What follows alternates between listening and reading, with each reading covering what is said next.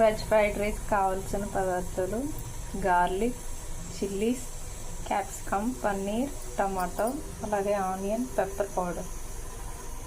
ఇంట్లో ఉన్న వాటితో ఈజీగా చేసుకోవచ్చండి. ముందుగా కడాయి పెట్టి ఆయిల్ హీట్ అయ్యాక ఇందులో గార్లిక్ వేసుకుందాం.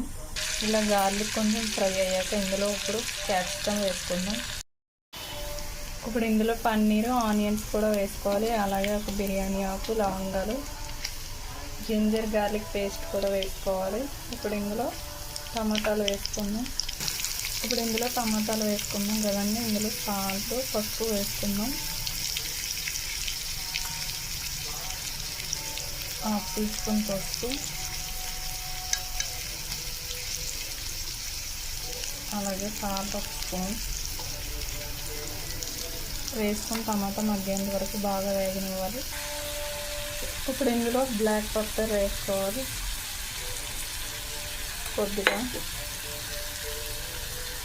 ఇప్పుడు ఇందులో కొద్దిగా కారం వేసుకొని మిక్స్ చేసుకోవాలి.